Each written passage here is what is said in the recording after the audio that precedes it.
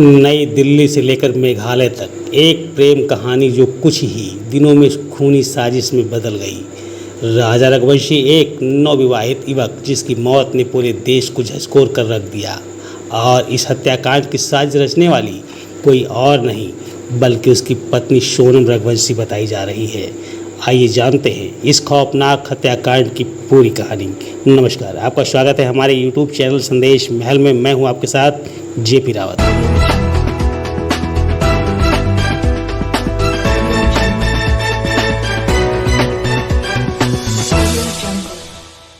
राजा रघुवंशी इंदौर का रहने वाला एक युवक जिसने सोनम रघुवंशी के साथ शादी की थी।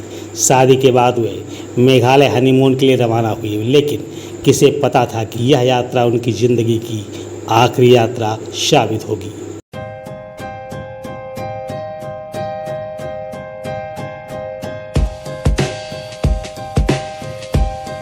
23 मई को राजा के लापता होने की सूचना आई और 2 जून को उसका शव मेघालय की एक खाई में मिला।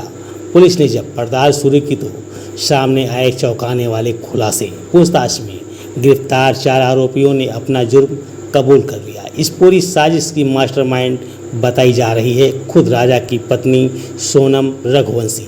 क्राइम ब्रांच के अनुसार सबसे पहला वार विशाल उर्फ विक्की ठाकुर ने राजा पर किया।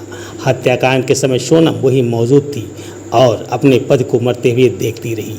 इसके बाद राजा का शव गहरी खाई में फेंक दिया गया।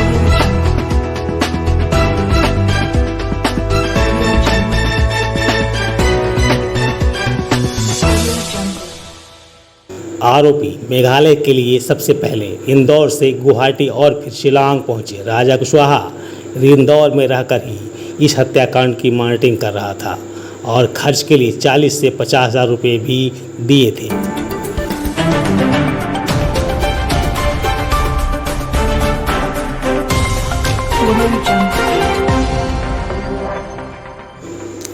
विशाल द्वारा पहने गए खून से सने कपड़े उसके घर से बरामद हुए, जिन्हें अब फॉरेंसिक जांच के लिए भेजा गया है। इससे यह पता लगाया जाएगा कि उन पर लगे खून के धब्बे राजा रघुवंशी के ही हैं या फिर नहीं। उत्तर प्रदेश की गाजीपुर से हिरासत में ली गई सोनम ने खुद को मासूम बताते हुए दावा किया कि उसे लूटने की कोशिश की गई थी और वह बेहोश हो गई, लेकिन पुलिस को इस बयान पर शक था।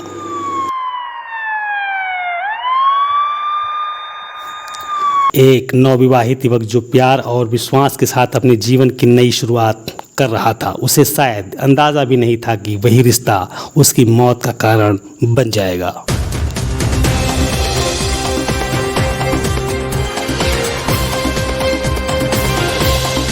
क्या सोनम रघुवंशी ने वाकई अपने पति की हत्या की साजिश रची थी? क्या यह हत्या और पैसे और प्रेम त्रिकोण का मामला था या फिर कोई और अन्य गहरा राज छुपा है?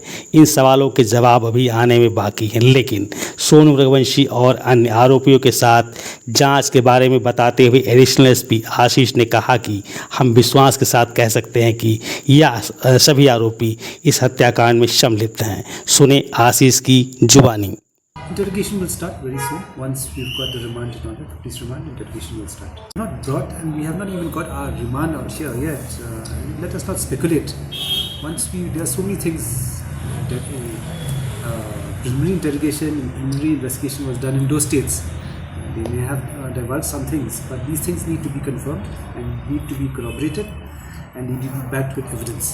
Once the examination has been finalized, statements recorded, we get to the facts in the matter and all that, then SIT will decide on a date where they will go for reconstruction of crime scene. अगर आप ऐसी ही ज़मीनी और सच्ची खबरें देखना चाहते हैं तो चैनल को सब्सक्राइब करें, वीडियो को लाइक करें और शेयर करें। अब तक की जानकारी में बस इतना ही। अब अपने दोस्त जेपी रावत को दीजिए इजाज़त। जय हिंद, जय भारत।